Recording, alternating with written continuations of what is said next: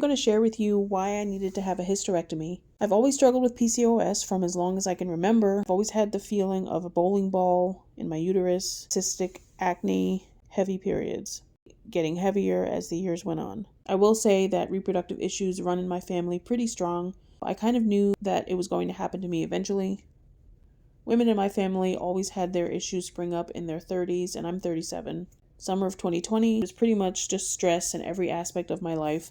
I also got COVID that year as well. I noticed that I was very, and I mean very, addicted to watching these ASMR videos of anything crumbling. And it could be sand, it could be baking soda, gym chalk, soap, whatever it was. I loved it, and I could not figure out where this feeling was coming from. But then people started using the word pica, and that's what led me to start researching pica. Then I remembered that my dad also had pica because he was anemic, and my blood work came back that I was anemic. I went on and off different birth controls that year, and so I went back on a different birth control, and that made my depression even worse than it was before.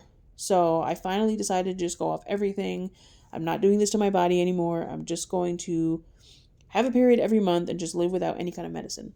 But after I stopped birth control, I noticed that my periods were really, really heavy, like extremely heavy. So I called my OBGYN to get an ultrasound and found that I had 2 fibroids growing.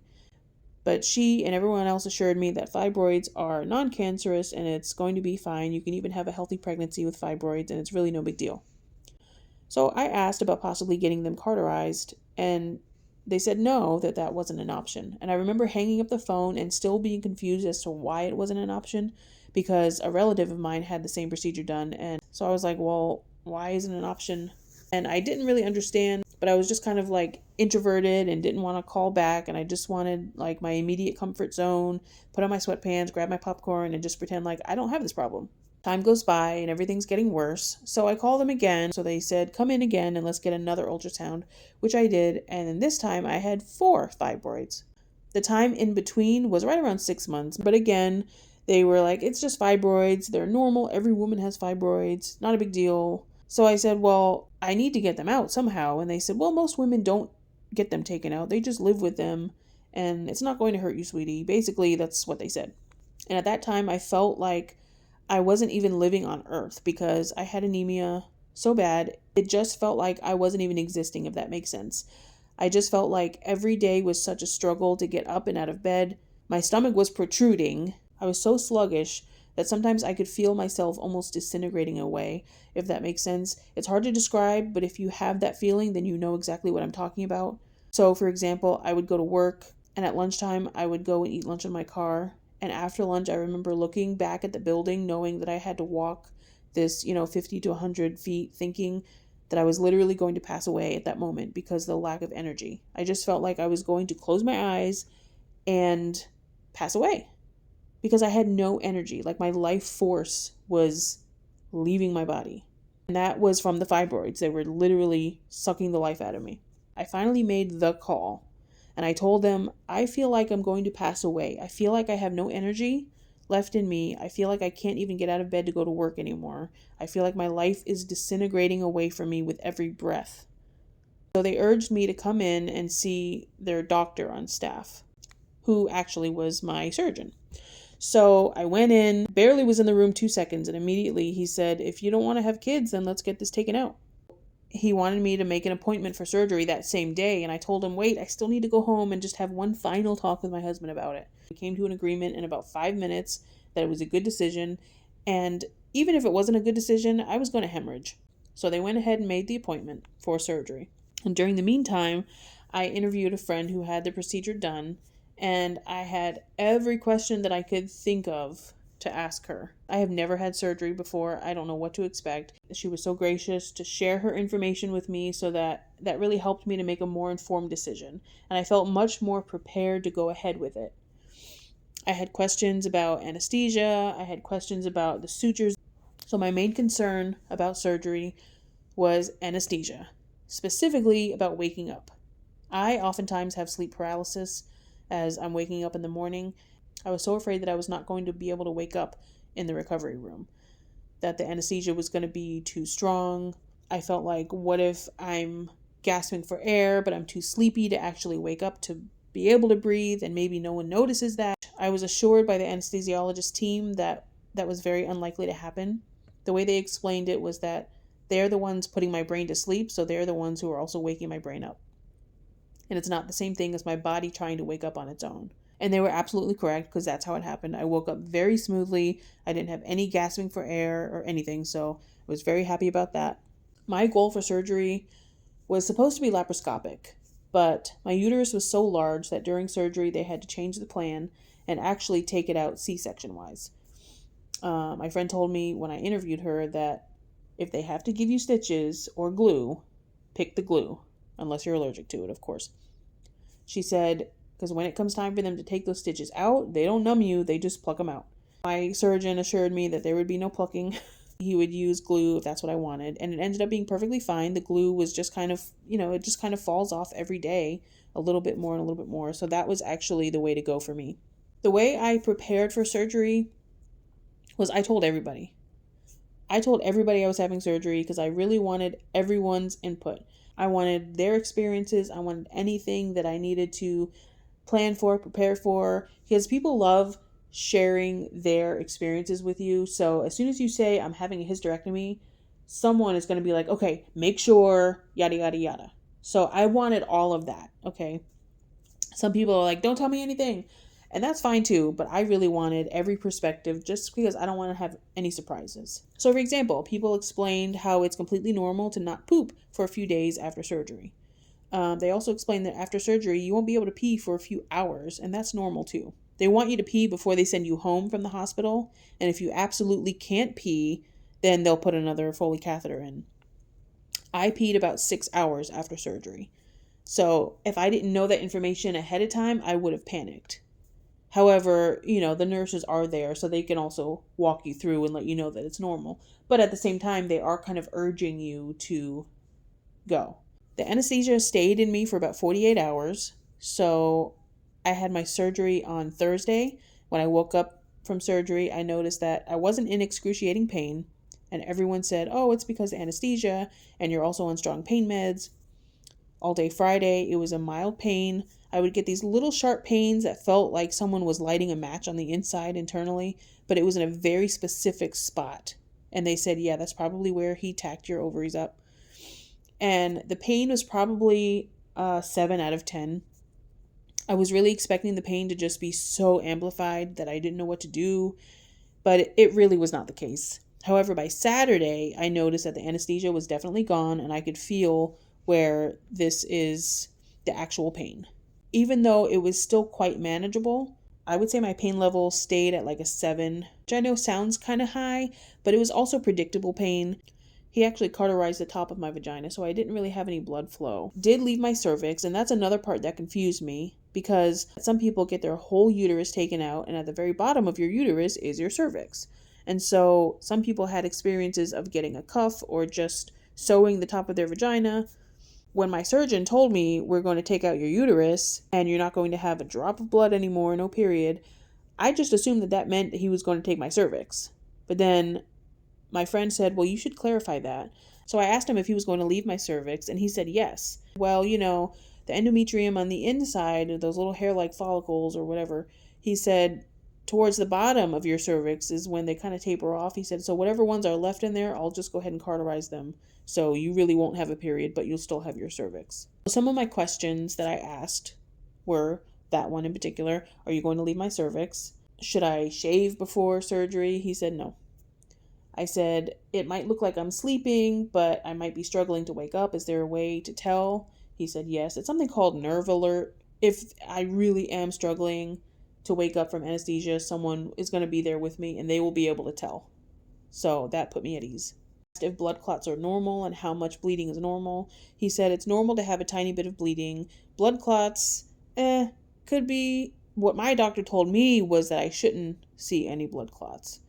But if I do, it's okay if they're little.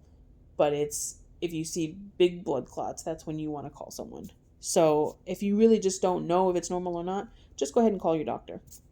Many women have said that after the surgery, they start to get mind games right around week 2 or week 3. So if my mind games start getting serious, can I call you for a prescription, like depression medication? if it gets bad? And he said yes. I said, I've heard about getting diabetes after getting your uterus taken out. He said it's not likely. Sexual activity, give it 6 weeks, not just for the healing part, but also for bacteria. I said, what if I wake up during surgery? He said, trust me, you'll be fine. The anesthesiologist is going to be there monitoring you the whole time. It is literally their job to keep you alive.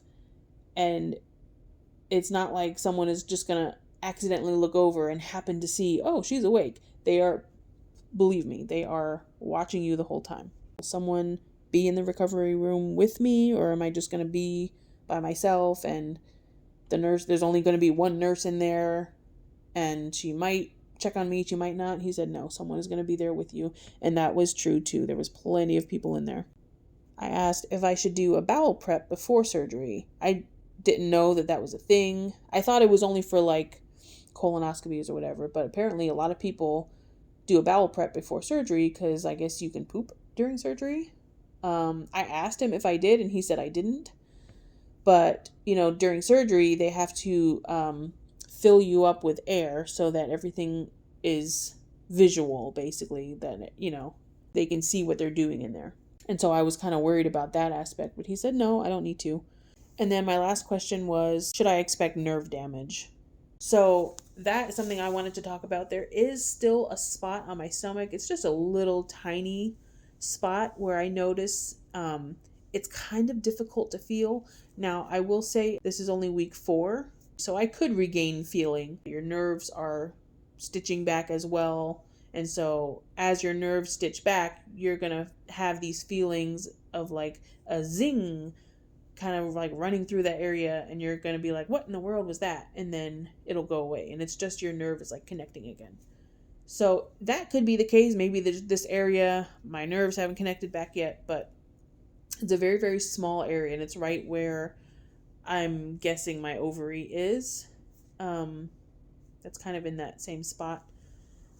And sometimes that spot gets kind of itchy, like internally, and it's like an insatiable thing, but it's not so bad to where I feel like I'm going crazy. It's just a little slight sensation. Coming home from surgery actually felt really good to get in my own bed. I tried to sponge bathe myself, but I found that all the bending and stretching hurt.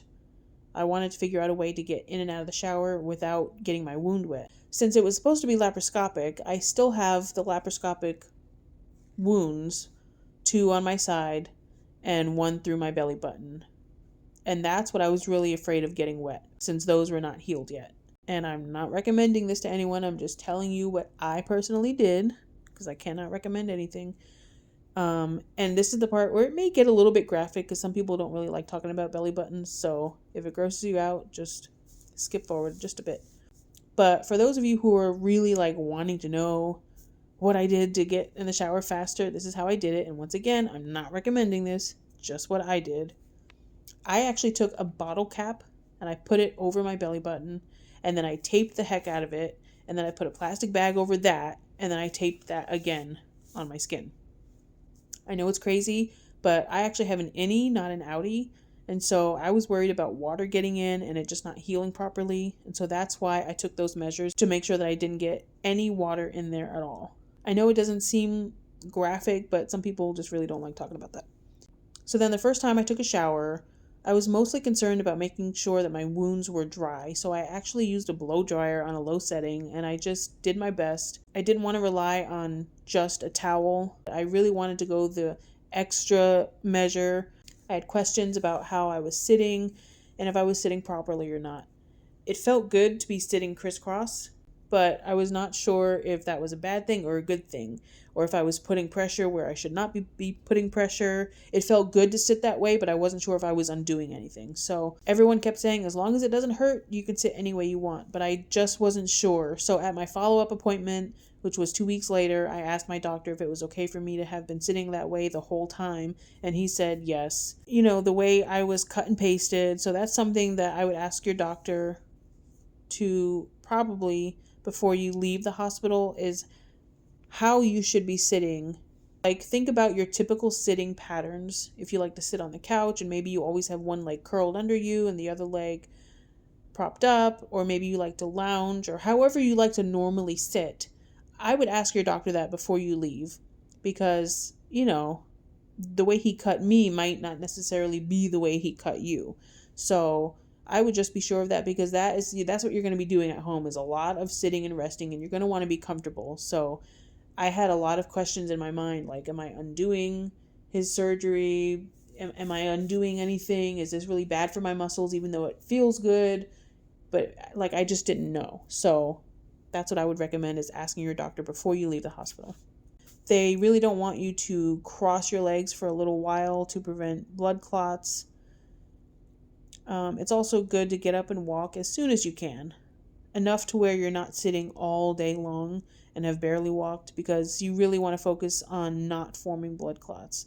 I guess it's where my ovaries are attached to my abdomen. That's the spot where I feel like it took the longest to heal, because here it is, it's been almost a month, and that hot cigarette burning feeling only just went away about a week ago. And every once in a while, I'll still get that feeling very briefly. They did take my fallopian tubes as well, since leaving them has a higher risk for cancer, and there's no point of having them without a uterus. So I noticed that for the first few weeks whenever I would go to pee.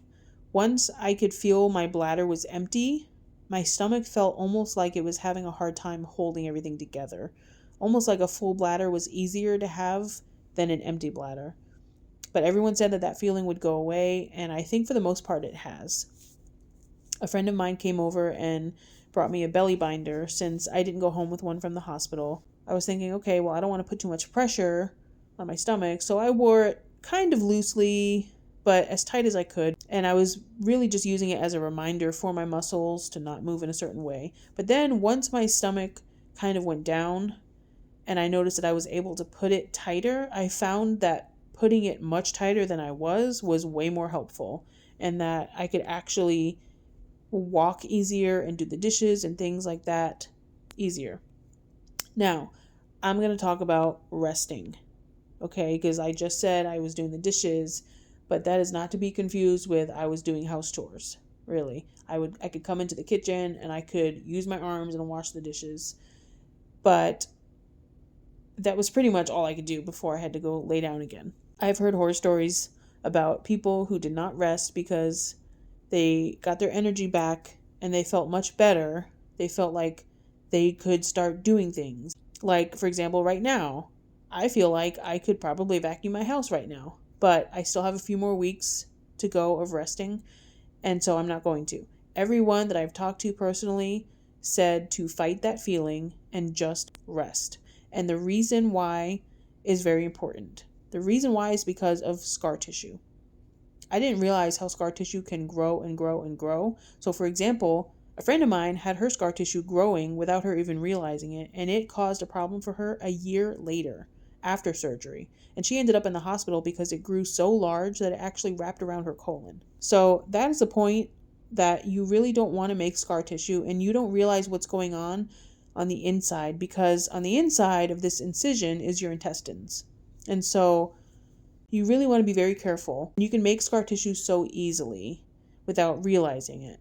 So when they say don't do anything and just rest, that is what they mean. You are supposed to be doing nothing but resting. I've had people tell me, because I've talked to a lot of women about this, and they have said that they wish that they had just listened and rested anyway and fought that feeling of wanting to get up and start doing stuff. That the way their muscles grew back, they didn't grow back together without problems. And that those problems could have been reduced significantly had they just not done anything and just took the time and rested. And it feels so unnatural because your muscles feel weak, and so you have this desire to strengthen them. So I would say by week 2.5, I got energy like crazy. So I'm sitting on the couch, resting, I'm twiddling my thumbs, like there's got to be something that I can do. And that's when everyone was like, no, no, no, no, no, just don't. Just fight it. Just fight it. Just fight it. But the feeling within me right now is that I want to lay down on the floor and start doing crunches. And I want to build my muscle up. And then as soon as I try and sit up from the couch, I'm immediately reminded why that's a bad idea. So moving the wrong way, putting too much strain on you, or lifting more than 10 pounds like they say, you can cause a hernia so easily. And so that's one thing I want to remind you, is that your muscle stitching back together is something that your body knows how to do. It knows what it's doing. And when our bodies are not doing what we want them to do fast enough, I know for me, I become like a slave driver. I'm like, come on, come on, come on, you could do this faster, you know you can. And I make it harder on my body instead of remembering that my body is my best friend. It is stitching my muscles back together. Simultaneously, after all this trauma, it is also keeping my heart beating. It's keeping oxygen flowing in and out of my lungs. It's keeping my brain going. It's keeping all of these things functioning for me, trying to maintain homeostasis for me while also healing. And I don't give my body enough credit. So when my body is saying to rest, and everyone around me is saying to rest, and my doctor is saying to rest, even my own mother is saying to rest, my own husband is saying to rest, that means that that is what you're supposed to be doing. You're supposed to be resting and not putting too much strain on your body. I know it's a difficult thing, but it is the most important thing about healing, is the amount of rest that you need. Still not lifting anything that I shouldn't be lifting. I'm really trying to work in harmony with what is required of me to heal the best way. So somebody said to me, you have one opportunity to heal properly, because if you don't heal properly, then that's going to cause problems for you down the line. And when I said that to somebody else, they agreed 100%, because they did have problems down the line. So this is coming from one woman who has just had a hysterectomy to another woman who is possibly getting ready to have the same surgery. I want to tell you that what everyone is saying about rest, they're correct. You need to rest. You need to. Think about the scar tissue and the possible hernias, and now you're looking at surgeries down the line. You don't want that. And as my mom said, a year from now, you're not going to look back and say, man, I'm so glad I vacuumed my carpet that day. You would rather be saying, man, I'm so glad that I rested that day and let my muscles heal properly. You really have to think about what's truly important here, and it's your health. So after surgery, I noticed that I had crazy nightmares, crazy dreams, just all kinds of wacky things. I also started having, I don't know if they're called panic attacks or anxiety attacks, but whatever. In my sleep, I would say like for the first week, I could not get my breathing under control. It was almost frantic, borderline frantic, like someone is out to get me, someone is coming to kill me. That feeling, it was like adrenaline. All through the night, my dreams were crazy. My heart was just constantly beating. I knew it was part of it was the Percocet that I was on, and that was so bad for me that I had to stop taking it. And I just switched to Motrin, which actually was fine for me. And I've heard a lot of women say that they were able to come off the strong pain meds fairly quickly. But honestly, if you need them, take them. I was confused. Like, why am I still having this anxiety? I stopped taking the Percocet. Everyone said that it's just your body trying to stabilize its hormones. So let your body do what it's trying to do. If you need to talk to your doctor about it, please go ahead and call your doctor if you feel like it's something that you can't handle. It's going to be kind of an emotional roller coaster. Everyone said that by week 2 or 3, you're going to have some like mind games start coming over you. And I don't want to go too much into it, but that was definitely the case for me. I definitely had some mind games kind of plague me, and I didn't even realize that that's what it was until I looked back and I was like, oh, that's what they were talking about.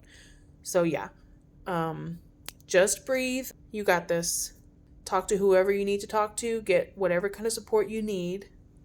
And take the support. So if people offer to bring you food, accept it.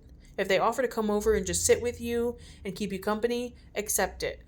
I'm telling you, from every form of support that you can get during this time, take it all. Even if you feel like you don't need it, you can store it away for later, because you're going to have moments where you're lying there at night and you're just going to feel like crap. You're going to feel like I did. I'm worthless. I am useless. And it's just, your body's trying to figure out your hormones again, but you can use those experiences with your friends, those opportunities you took with that support system that you had to remind yourself, wait, no, I am loved. I am a good friend. Remember, just the other day, they came over and told me how much they love me, even though I might not have been in the mood for it at that time, but now it's helpful. So it's just a little while on this roller coaster. Get it, until it will stabilize itself. And if it's not, continue reaching out to who you need to reach out to, your doctor, your OBGYN. The other thing that really helped me a lot was that I made a drawer right next to my bed. I put it on my nightstand and I packed it full of everything that I needed so that I wouldn't have to be calling my husband for every single thing. I kept water in there, snacks, candy, coloring books and crayons, my tweezers, my mirror, my lotion, my face wipes, chapstick, my heating blanket, my other little blanket just for comfort, tissues. I got an extra long extension cord so that I could easily plug in my phone charger, my iPad charger. And that way, if I wanted to just stay in bed all day long and only get up for my walks, that was perfectly fine. Or if I wanted to just sit on the couch, I had a little basket near the couch with not as many things in it. All of these things were really helpful, but I would say for me, the thing that helped me the most was telling people before I had the surgery. I know that some people are very private, so even if you just have one friend that you can reach out to, I would still let that person know so that they can help you to know ahead of time. Because when you're going through it, you might not know, is this normal or is that normal? But if you were prepared ahead of time, it helps you so much in that moment. And I keep thinking back to the moment when I couldn't pee. I am so glad that my friends let me know that you're not going to be able to pee for a few hours. And that way I wasn't completely panicking. I knew that it was normal. It was so helpful. So many things are so helpful knowing ahead of time for me. So the other thing that I found really helpful too was showing my husband some of these other videos, that it's not just me saying that I need rest. It's not just me saying that I cannot do that right now. My body isn't ready for that yet. But that he can see that this is something that so many women are saying. They need more time to rest. Your body is not going to get back to normal, sometimes even like a whole year later. Yeah, you can start lifting things after X amount of weeks. You can start driving again, but your body is not going to feel completely put together for at least a year or more. That was very helpful, letting my husband see that this is not just me complaining. This is something that women experience and that this is normal, completely normal after a hysterectomy. So I hope that these tips helped you. Please reach out if you have any questions. I will answer anything. Anything that you guys want to know, please reach out to me. And I have no problem. I would say please look at all the videos that you can. Just try and get a good grip on what it is that you're getting ready to experience and get all the support you need. Thanks for watching.